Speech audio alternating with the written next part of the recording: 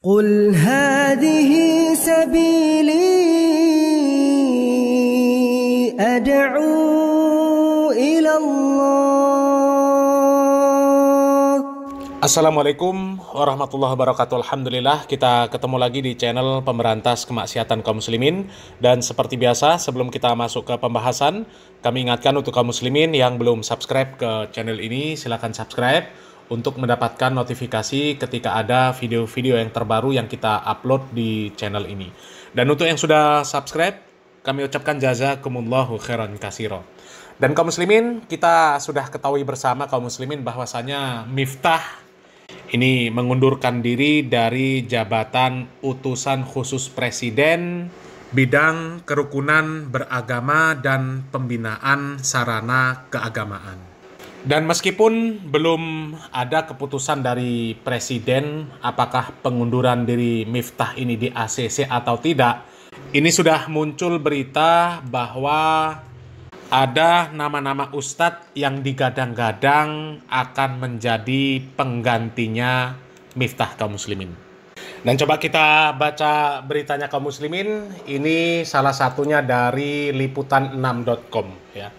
Ini profil Ustadz Adi Hidayat yang digadang jadi pengganti Gus Miftah. Punya Pusat Kajian Islam Quantum Akhyar Institute ya. Ini coba kita baca beritanya kaum muslimin ya. Ustadz Adi Hidayat menjadi salah satu figur penting dalam dakwah Islam modern di Indonesia dengan latar belakang pendidikan yang mendalam serta pengalaman yang kaya. Ia telah membangun reputasi sebagai seorang ulama yang inovatif dan inspiratif. Salah satu karyanya yang menonjol adalah pendirian Quantum Akhyar Institute, sebuah pusat kajian Islam yang berfokus pada pengembangan keilmuan berbasis Al-Quran dan hadis. Sejak didirikan pada 2013, Quantum Akhyar Institute telah menjadi ruang pembelajaran bagi berbagai kalangan termasuk ulama muda dan masyarakat umum yang ingin memperdalam pemahaman keislaman. Kiprah Ustadz Adi Hidayat dalam lembaga ini semakin memperkuat posisinya sebagai salah satu tokoh Islam yang berpengaruh di era modern. Baru-baru ini sosoknya ramai diperbincangkan sebagai pendakwah yang dianggap layak untuk menduduki posisi utusan khusus presiden bidang kerukunan beragama dan pembinaan sarana keagamaan sebagai pengganti Gus Miftah yang mengundurkan diri usai viral mengolok-olok penjual es teh dan seniman legendaris Yati Pesek. Berikut informasi dirangkum Liputan 6 Minggu 8 Desember 2024 kaum muslimin ya.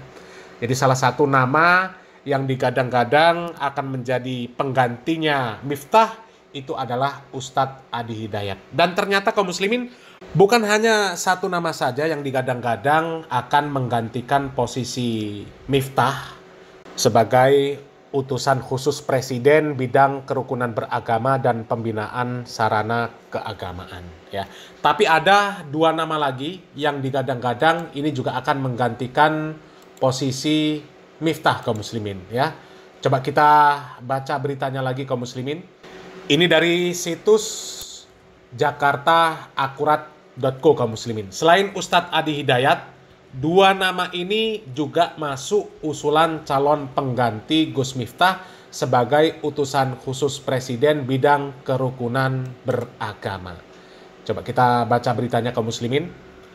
Akurat Jakarta, sejumlah tokoh muda disebut-sebut masuk radar calon utusan khusus presiden bidang kerukunan beragama menggantikan Miftah Maulana Habibur Rahman alias Gus Miftah. Ada 3 nama yang diusulkan warganet. Salah satunya adalah Ustadz Adi Hidayat alias Uwah. Ini hari ini Minggu 8 Desember 2024, nama Ustadz Adi Hidayat alias Uwah ramai diperbincangkan publik karena disebut-sebut akan segera dilantik oleh Presiden Prabowo untuk menggantikan Gus Miftah. Kabar tersebut ramai diberitakan setelah beredar foto Ustadz Adi Hidayat berpose bersama Presiden Prabowo Subianto. Dalam narasi yang beredar di media sosial, Foto tersebut merupakan momen saat Presiden Prabowo memanggil Ustadz Adi Hidayat untuk diminta menjadi utusan khusus menggantikan Gus Miftah. Sebagaimana diketahui, Gus Miftah resmi mundur dari jabatan utusan khusus Presiden pada hari Jumat 6 Desember 2024 lalu. Ia mundur buntut kasus olok-olok atau menghina pedagang es teh bernama Sun Haji di hadapan ribuan jamaahnya dalam acara pengajian. Meski Gus Miftah membantah bahwa pengunduran dirinya terkait dengan masalah tersebut, ia menjelaskan keputusannya mundur bukan karena desakan pihak manapun. 3 hari setelah Gus Miftah mundur, sejumlah nama digadang-gadang akan menggantikan Gus Miftah. Mereka antara lain Ustadz Adi Hidayat, itu berita yang pertama tadi kaum muslimin, kemudian Ustadz Abdul Somad atau UAS, dan Kiai Bahauddin Nur Salim alias Gus Baha. Ya, ini profil-profil mereka. Ya, silakan baca beritanya kaum muslimin. Jadi ada 3 nama yang digadang-gadang akan menggantikan posisi Miftah sebagai utusan khusus Presiden bidang kerukunan beragama kaum muslimin. Ya, ada Ustadz Adi Hidayat, kemudian Ustadz Abdul Somad, kemudian Gus Baha. Dan kami kaum muslimin lebih setuju apabila ketiga nama ini yang menduduki posisi ya utusan khusus Presiden bidang kerukunan beragama dan pembinaan sarana keagamaan. Ya, meskipun ada beberapa hal ya yang kami tidak sepemahaman dengan Ustadz Adi Hidayat, ya, diantaranya ketika Ustadz Adi Hidayat menyebutkan bahwa para Kabib Ba'alawi itu adalah generasi terbaik yang Allah Subhanahu wa Ta'ala berikan untuk Indonesia karena nasab mereka nyambung kepada Nabi Muhammad SAW. Kami sangat tidak sepakat kalau para Kabib Ba'alawi disebut generasi terbaik. Ya, kalau generasi terbaik seperti itu, ya bagaimana generasi yang nggak baik kaum muslimin? Masa iya Kabib Ba'alawi yang kerjanya dawir, ngaku sehari mi'raj 70 kali, bisa menurunkan rantai emas dari langit, ya, bisa ke surga sewaktu-waktu kalau suntuk di dunia, ya, ke surga, nanti suntuknya hilang balik ke dunia lagi, nanti suntuk lagi ke surga lagi, ya. Masa orang-orang seperti itu disebut generasi terbaik kaum muslimin? Orang dawir, orang tukang ngayal, ya, tukang menyebarkan cerita-cerita khurafat, ya, apalagi akidah-akidahnya sesat, masa disebut generasi terbaik, ya? Kata Hanifah Latos, ya, berdoa itu bisa dengan menyebut nama ya Umar Mukhdor, ya Umar Mukhdor, bukan nyebut nama Allah. Ya, karena nyebut nama Umar Mukhdor itu sama dengan menyebut nama Allah Subhanahu wa Ta'ala. Itu kan ajaran-ajaran kesesatan kaum muslimin, ya. Kemudian Ustadz Abdul Somad menyebutkan bahwa di Tarim itu pemerintahnya bukan miskin, pemerintahnya kaya raya. Ya, tapi jalanan-jalanan yang ada di Tarim itu tidak diaspal. Itu bukan karena pemerintahannya miskin, tapi karena pemerintahannya tidak ingin bekas-bekas telapak kaki para wali itu ditutup dengan aspal. Ini pernyataan yang konyol kaum muslimin. Kalau memang seperti itu disyariatkan, seharusnya Mekah dan Madinah itu nggak diaspal sama sekali. Ya, Masjid Nabawi, Masjidil Haram seharusnya nggak dirombak sama sekali, nggak direnovasi, nggak diperbaiki. Karena apa? Karena di sana bukan hanya telapak kaki sekedar wali saja, telapak kaki para nabi. Ya, telapak kaki para nabi di sana. Seharusnya di sana itu nggak direnovasi. Ya, tempat-tempat yang menjadi sarana ibadah haji, umroh, ya, Masjid Nabawi itu seharusnya nggak direnovasi. Itu logika yang konyol kaum muslimin, ya. Begitu juga dengan Gus Baha. Gus Baha ini nggak kalah halunya, ya. Ada wali yang katanya satu hari itu khatam 390.000 kali. Khatam Al-Quran 390.000 kali. Ini kan aneh kaum muslimin, ya.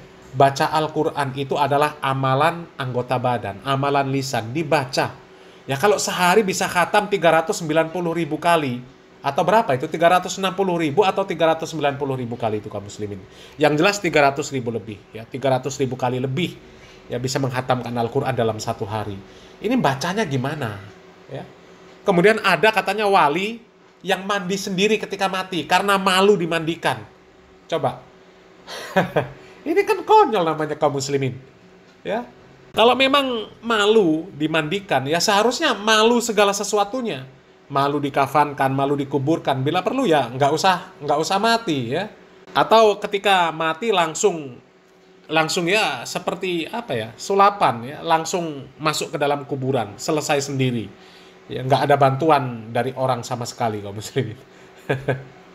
Tapi ya memang kaum muslimin kami lebih setuju kalau dibandingkan dengan Gus Miftah ya. Kalau dibandingkan dengan Miftah, kami lebih setuju 3 orang ini ya. Ya minimal 3 orang ini ya dia halus saja lah. Tapi perkataannya nggak seperti Miftah. Nggak suka mengeluarkan perkataan-perkataan yang kasar dan kotor.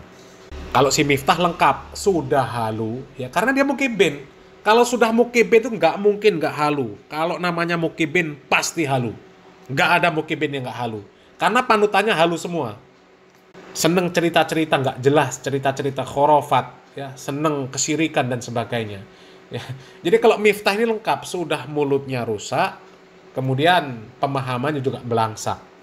Ya kalau Ustadz Adi Hidayat, Ustadz Abdul Somad, Gus Baha, ya minimal dia hanya halu ya. Tapi ya sebenarnya itu parah juga kaum muslimin ya. Tapi ya lebih baik daripada si Miftah kaum muslimin ya. Itu kalau menurut kami ya. Bagaimana menurut Anda? Silakan berkomentar kaum muslimin. Mudah-mudahan bermanfaat. Salam waras, salam akal sehat. Barakallahu fikum. Wassalamualaikum warahmatullahi wabarakatuh.